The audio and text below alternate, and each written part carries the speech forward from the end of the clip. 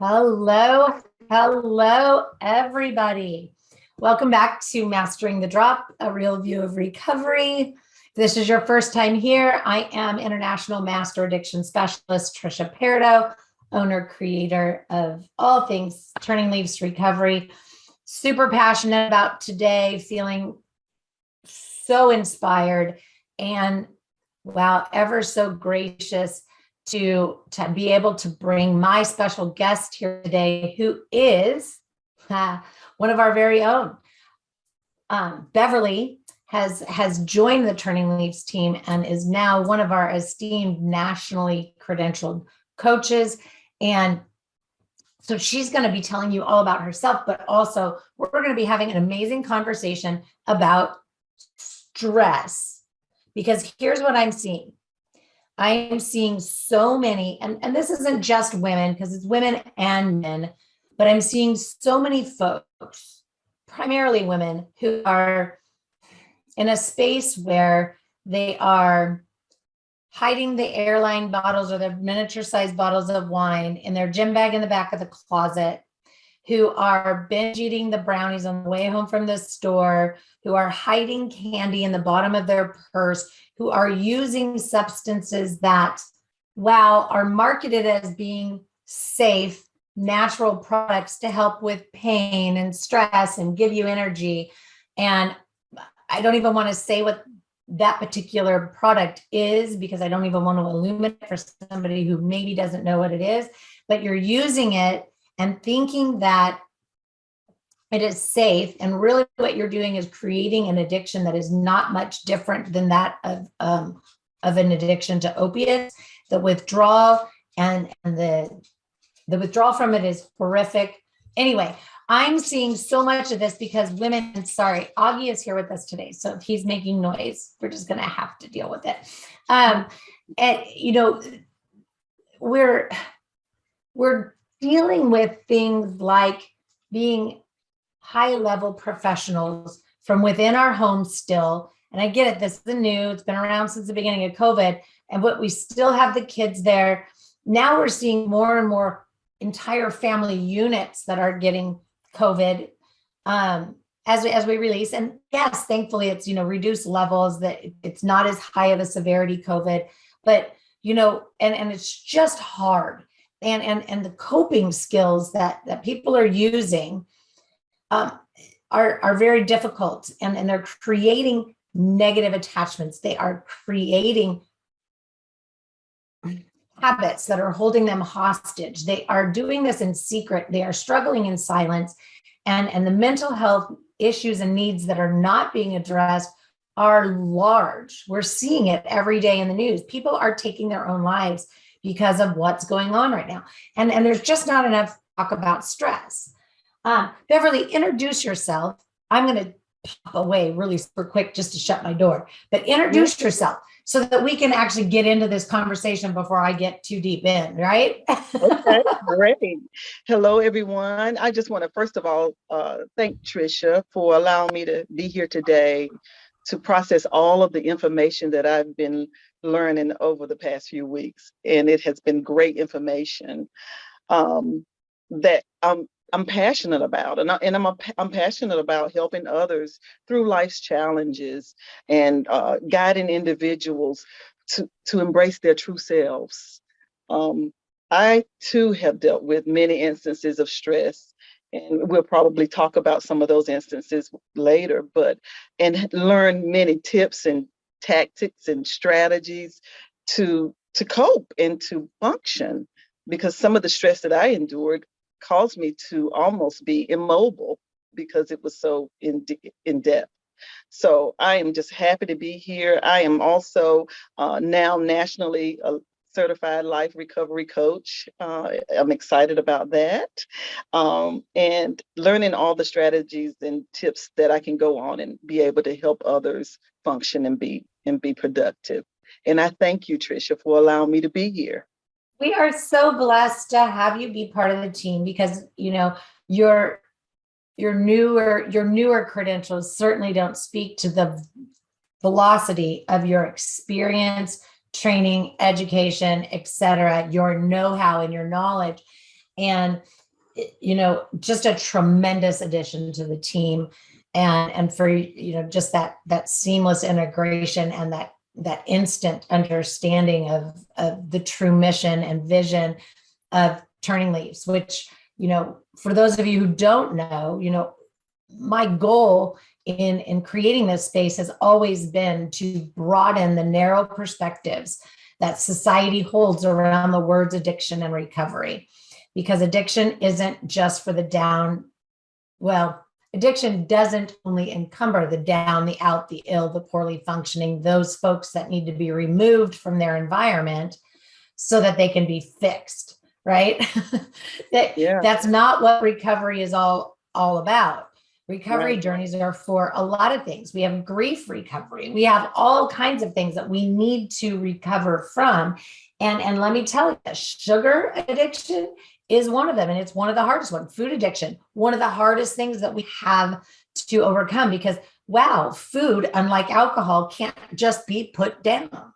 And people-pleasing codependency, that is something that is ingrained. It's a conditioned way of being. And it really, can rock our world, especially when we're trying to navigate, how can I feel like I have any value or validity outside of what I do for others? So, if we could talk for hours. So if we look at the things that bring stress into our lives, and I think this is a really good place to start, there are a lot of things that bring stress into our life. I personally like to start with the good stuff. So we have what's called eustress, right? This is good stuff. This is the stress that you encounter when you're getting ready to take a vacation. This is the stress you encounter when you get a promotion and you're like, oh, this is rad, but now I got to perform, right? Like those things, those are very motivating stressors, but also can contribute to distress if we allow it.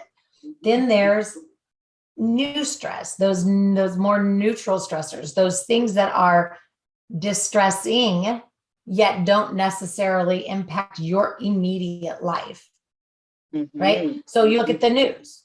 I started this whole conversation about talking about mental health and what's happening to people all over the place, where they're taking their own lives because of their mental health needs not being met, and not knowing where to go, who to seek, who to ask, feeling like they're on an island. They don't want anybody to know. It needs to be a secret.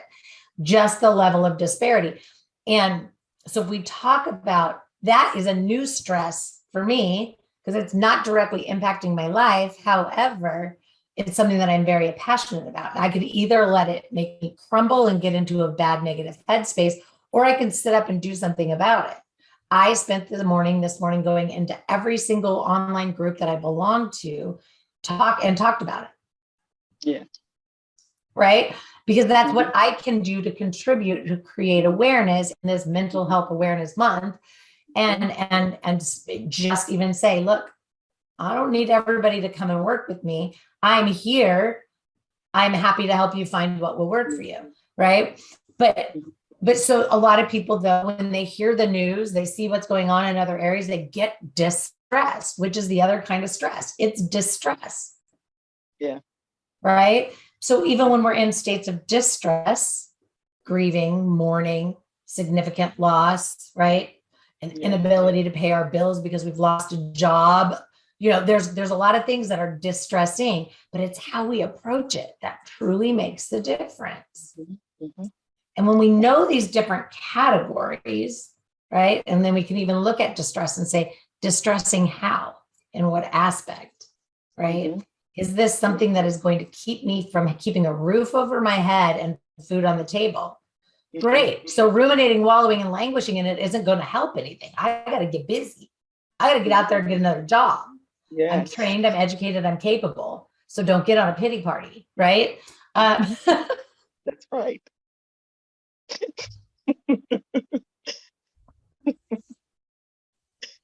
Oh, absolutely. That's it. No pity parties. Right. So like you, Trisha, I experienced new stress during, especially in the very beginning of the pandemic.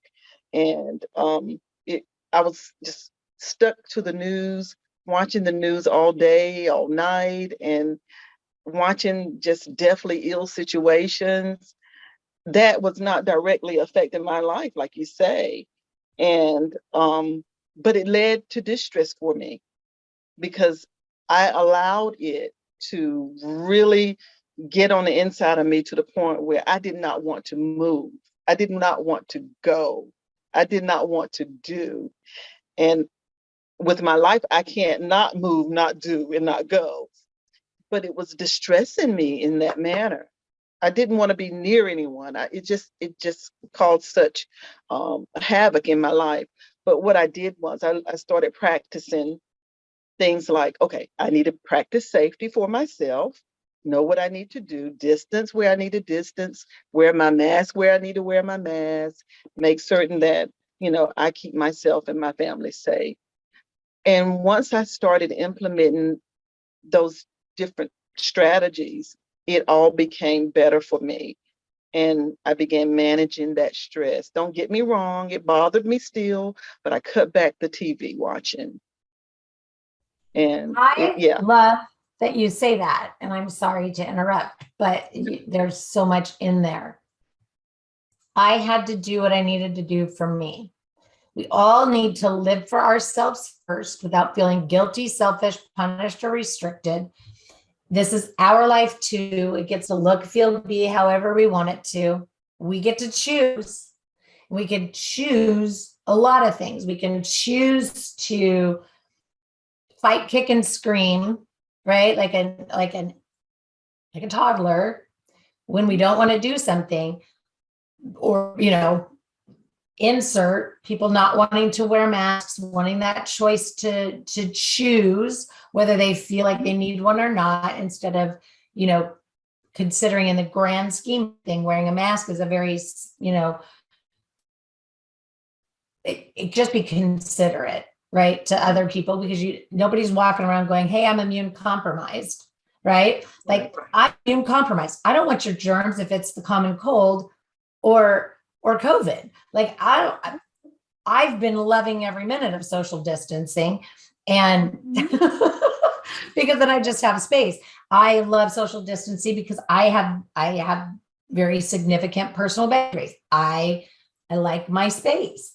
And that was well before COVID came around, right? So, but it's about saying, I want that autonomy to choose, and getting wrapped up in, dare I say, the politics of it all, without really saying the politics of it all. But, you get wrapped up in these conversations where they focus on the negative versus the positive. Like, hey, if we all do this, like, we could get through this a whole lot faster.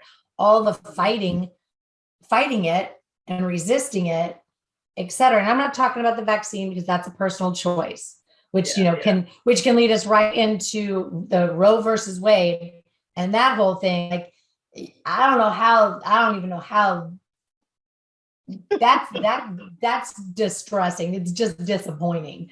So we look at that, and you want to tell me what I cannot do to my physical body. I'm sorry, right? Like, I don't get it. But, so being upset about it isn't going to change whatever is going to come down. The only thing you can do is, what can I do in this moment going forward that could be beneficial? And then that research that needs to happen, but not focusing on what's already been done that you can't control by people you don't agree with. Right. I agree completely. I do. And so, so we have to be looking for those skill sets and those tactics that allow us to not sit in front of the TV, right? I tell so many clients, like, you're not allowed to watch the news. Like, we got to come up with a different thing for you. You can watch the highlights in between a show, right? Exactly. But Yeah. but starting, and and maybe don't start the day with it. Maybe watch the evening news and then turn it off and then have dinner and do your night hygiene, right? Because there's nothing wrong with wanting to know what's going on in the world. But Mhm. this is what I say. In fact, I just said it this morning to a client. You've got to know Mhm. your own personality type. And if you have these tendencies, right? Those who will those who obsess will obsess. Yes. Mhm. Mhm. So if you know you have a tendency to obsess over things, on things, then if you know this to be true about yourself, don't set yourself up for failure. Right. Right. Exactly. Exactly. We have to know. We have to know. We have to be informed by all means. And we have to know ourselves in order to be able to know what things would distress us or what things would make us happy, So it all works together. It's about knowing who you are and being able to manage that, to limit those stressful times. Well, that Stress brings is us not all into bad. that brings us into our topic, right? Discussing Yeah. how we can identify behaviors, patterns, and actions that are affecting our overall health and contributing Yes. to the stress we are experiencing. So, Yes. I don't know. What are some of the behaviors, patterns, actions, attitudes that come to mind for you? Maybe not in your personal life, but in your professional life that you see. As far as the habits that bring on distress. Mm-hmm. Oh, absolutely. When I think about my personal life, because I am a big TV news person, I really literally had to cut back on watching the news. I mean, every day it was my routine. I preferred to go home, and that's what I did until bedtime. So I knew that habit had to stop, and I had to cut it out completely. So I turned that around, and I shared with you all earlier in the week. I bought a rebounder, so I turned around from watching news and being distressed to doing my exercising and listening to music while I was exercising. And that made a difference in my life just during that period. Number one, you're not going to the gym anymore, not like you were going. And so I had to continue to exercise because we all know about what COVID will do. If you're not exercising, then you're going to be eating and gaining weight.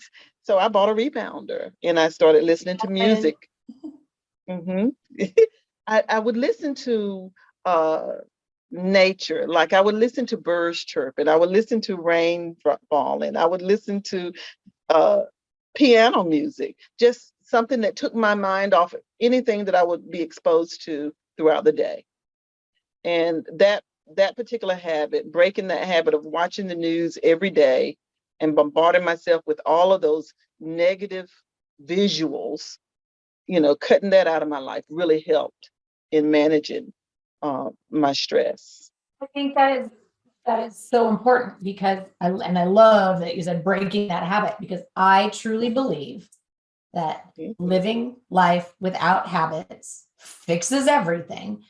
We create a lifestyle, Yes. and dare I say a recovery lifestyle, because if we've got all these negative attachments, habits that are holding us hostage, and addictions, whether that be food, shopping, alcohol, whatever it might be, if we can live without habits and create a recovery lifestyle that is with doing what works and promoting effectiveness for us, life satisfaction, then we're ahead of the game. We all know that there's at least 8 categories that create life balance. In the work that we do, we look at even deeper with 6 subcategories. So there's 14 categories. There's a lot of things to incorporate in your life that don't require it being a habit. It's a lifestyle. Like Mhm. there's just so much. We all know we need physical health, right? But Mhm. we also need spiritual, social, right? Environmental health. We need a lot of things. We need intellectual health. And how are we paying attention to all of those things? So Absolutely.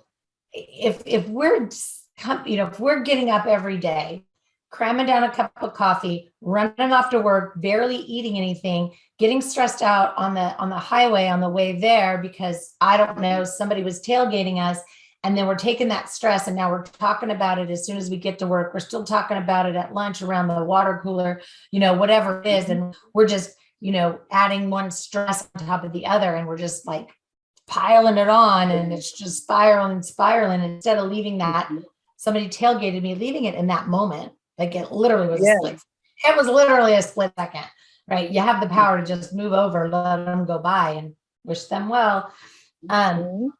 And instead, we've created this culture of accumulating stress all day long. And the more we Yeah.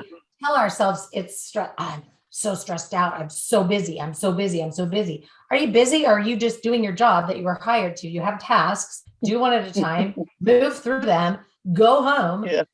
and regroup and put on, oh yay, now I'm at home, I get to enjoy my family, I get to enjoy my environment that is safe and calm and rewarding, and I can go for a walk in my neighborhood and interact with my neighbors.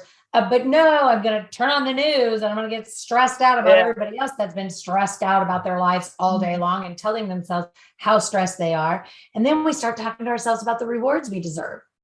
Oh, I'm Yeah. so busy. I'm so stressed out. I work so hard. I deserve to go to happy hour on Thursday because it makes Fridays so much better. Mm. Yeah. Anyway, so and we create it. It's a choice. Yeah. Yeah, I agree with you. I think one way of being able to manage our stress is to really focus on those things that make us feel good, those things that make us happy. The eustress that you were speaking of going into this conversation. I think about how I would feel. My son played football all of his life, and even had a great opportunity to play football in college, full ride scholarship in college. And I think about how that made me feel just thinking about it. And then going to the football games and get sitting on the edge of my seat, 10 seconds left in the game and the score is tied, and that feeling of and that to me was eustress, especially when they won the game. you know and so I think about that. Those things put a smile on my face. Those things I think about when, rather than focusing on those things that stress us out, I think we need to turn it over and stress on concentrate on things that make us feel good. And a lot of times when I want to get myself out of a mood, I'll think about something like that. My son having the opportunity to play Canadian football professional. That makes me smile. So I start thinking about things that make me feel well and make me feel good. So it's not all of when we think of Helps stress, it's not illuminate, all bad. it helps illuminate what's truly important in life. Right. Like, Yeah. in the work that we do, right? Like Yeah. if I carried each client session with me throughout the day, from one Mhm. into the next, into the next, into the next, and then I brought it home with me, right? Because Yeah. the varying levels of degrees of severity, sure, like I've got some really heavy cases, I've got some really light cases, but if I was to carry that around with me, Yeah. heavy, how heavy Very. to carry around other people's things. Sure, I Mhm. care. Sure, I don't forget the second Right. the session ends, but it's not my story to carry. It's, Right. and so when we're looking at the new stresses of the new, Mhm. is it yours to carry? And Mhm. and and if the only thing you can do about it is vote, then great. But how many months or years do you have in between voting? Like, how much do you need to ruminate on it and wallow on it? Like, You know, if you want to get involved in creating a bill or something like that, like get to your legislature. They love volunteers, right? Like be productive and proactive, but don't attach it to all other categories of your life, right? It doesn't belong at work. It doesn't belong in your family time. It doesn't belong, right? It's a personal opinion about something that's going on in the world that, you know, you maybe want to surround yourself with like-minded individuals so that, you know, you can figure out a way to get, you know, your message, but always be thinking about being effective and doing what works. Doing what works, crucial, because sitting in your living room, swearing at the TV doesn't do anything for anybody. No. Especially not yourself. And you go, okay, I got to do what works. I got to be effective. How can I be productive, proactive, and in forward moving motion? Yes. Yes. Yeah. And then we can start really, you know, talk about attitudes, behaviors, actions. If you are, I love that you brought up your exercise, right? Yeah. And I moved it into a space that needed a more productive and proactive activity. Yay. But I know you, and I know if you can't do your reformer at that time or rebounder at that time, your whole world's not going to crumble. But let me tell you, there are a lot of you out there listening. And if you can't go to your 6 a.m. spin class, your whole day gets derailed. That is a negative attachment. That's a habit holding you hostage. You've got to have more flexibility and pliability, because guess what? If your children are homesick and you got to stay home, it's fine. You can do that. And you can go to the gym, to a spin class at another time, or, hey, exercise at home. Like, you're not going to die. Like we have this rigidity that we have in our lives of everything needs to be just so. Everything needs to be just the way I want it to be. And if, you know, I'm just so rigid, and so we break. Yeah. You think of, you know, a rigid piece of plastic breaks much more than a bendable, flexible dollar, right? Like that takes some effort, right? It doesn't just break. You got to rip that up. And so we gotta be more flexible, bendable, pliable, because what I need in my life maybe doesn't speak to you, right? Yes. And we got to get out of the stance of a judger. Yes, absolutely. I think about one of the lessons that just recently I was reviewing, and it talked about controlling your moments, you know, that distress tolerance and all of that. And I think the more we learn about how to control our moments, the better we will be able to manage just life in general. You know, it becomes a lifestyle of managing you, right? Yeah. Well, and distress tolerance, that module has got to be one of the most important ones, right? Because think about it. Conditioned ways of being. Yes. When we're kids, we fall down, we scrape our knee, we cry, we get a lollipop or a popsicle, right? And there's no real promoting of self-soothing. You go to the dentist, or you go to the doctors and you get your first shots. What do you get? A lollipop, or, you know, a popsicle, or you get taken out for ice cream. You know, there's no real promotion on allowing them to sit in and move through it, to see that, oh, I survived that. I didn't have to be, right?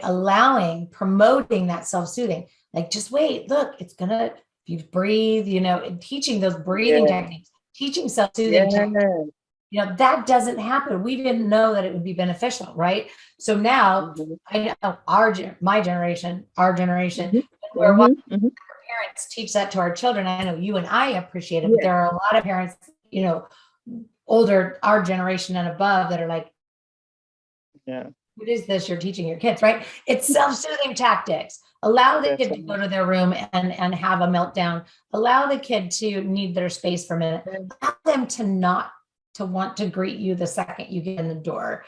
Like, let them have the autonomy to come to you.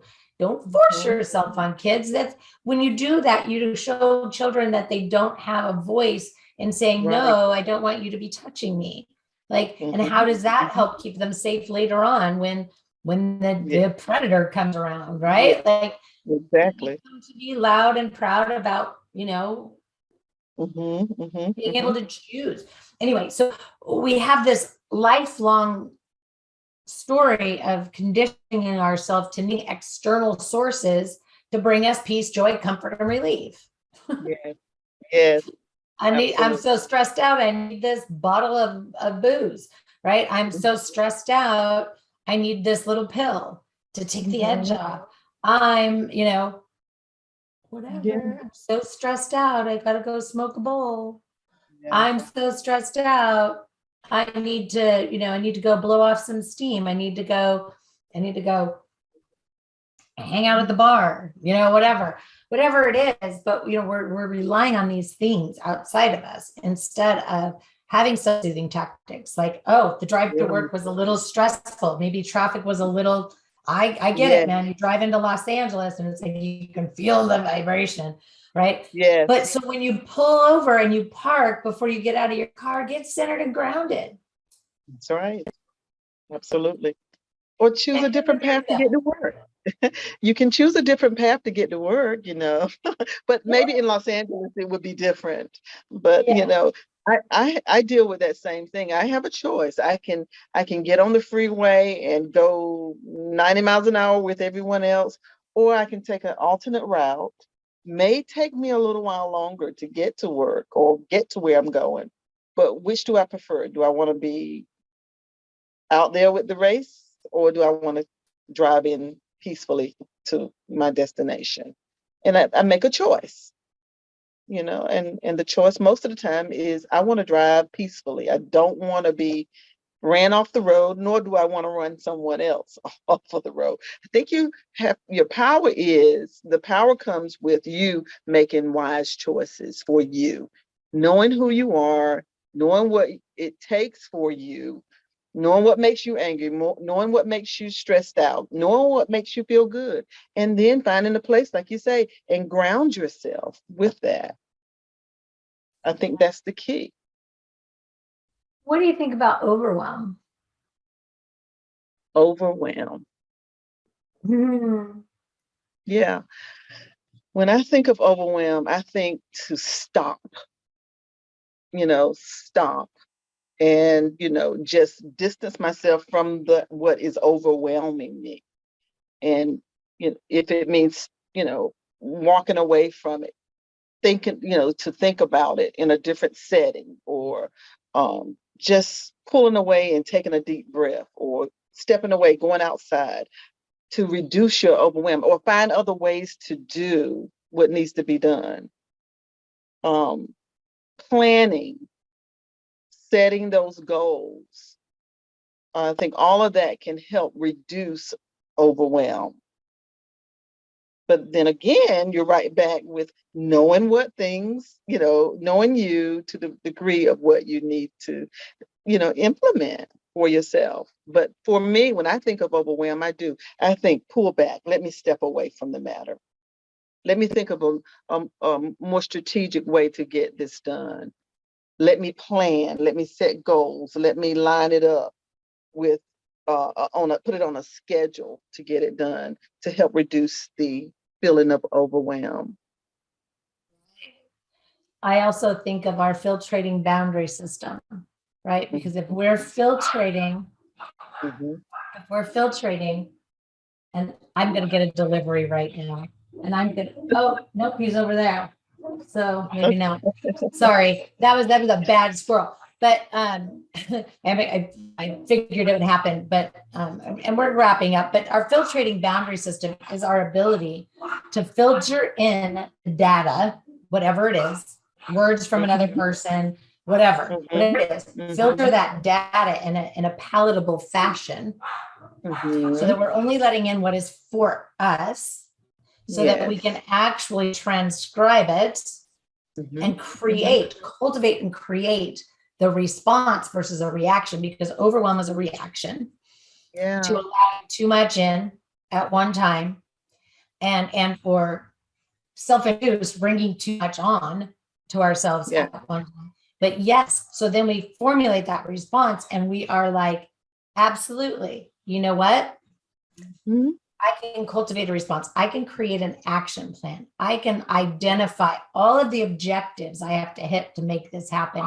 And I can do it by date or time or whatever. But time is a man-made construct.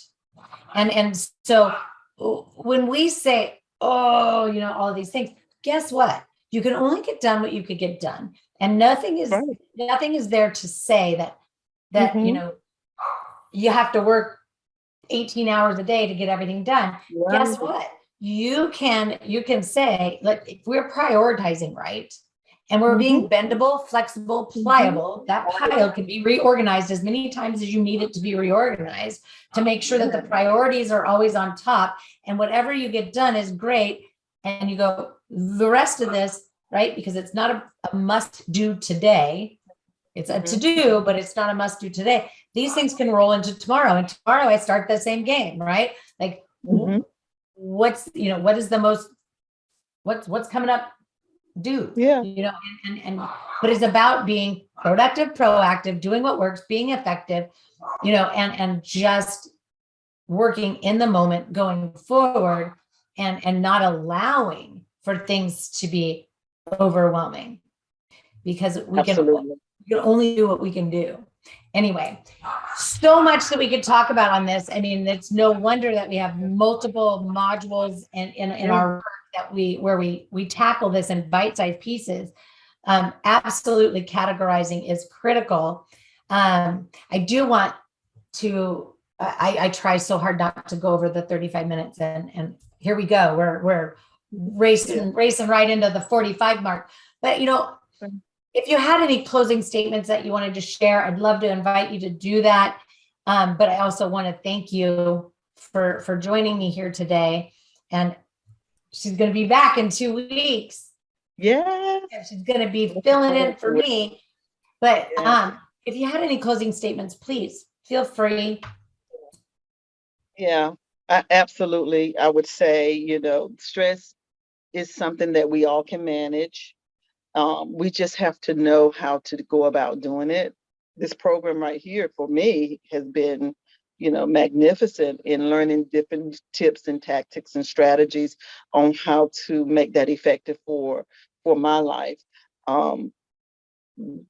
One bit of advice I would give to anyone, because I was going to say to you, and I know we're running out of time, but I was going to say, what if, and some people in your audience may be thinking this, what if the stress, the pressure is coming from your boss, you know, and you don't, you know what I mean? It's coming from somewhere else. I do. And that comes with, right? So we have to utilize the power of inquiry, right? We have to seek for deeper understanding. We have to be assertive, which is open, honest, genuine, transparent, and authentic, right? It's not, right? And be able to sometimes bosses don't realize how much we already have on our plate. So I have this, and this already on my plate. Where would you like for this to fall? I'm happy to do my best, but I can't do it all. Right? So where would you like for this to fall? Right? It's all about learning the dialogue, and it's effective dialogue. It's conflict resolution, where it's conflict internally and, you know, with a situation and with other people. And so it's about learning those tactics and utilizing them. And that takes time, because once you get it, then you have to learn how to add, edit, delete, change, shift, morph it to fit into different situations to serve you. And I've just been at it for a really long time. And so it's, you know, easy for me to do that. But absolutely a great conversation. And so what I'd like to do is invite everybody. I have 2 events next week. They're going to be the exact same event, but I'm just doing 2 different times, one on Monday, one on Wednesday. It's actually on the Facebook page right now with links to both, but it's Why Living Without Habits Fixes Everything. And we're going to be diving even more into the stress of all of this, but it's going to be totally free event, and 100% you are, there will be, you know, a free gift and some opportunity there, but absolutely come join me. You can register on the Facebook page, or just reach out. I'll send you the link directly. But anyway, Beverly, thank you so much for being here. I really appreciate you. And I will definitely chat with you in just a little bit. Thank you.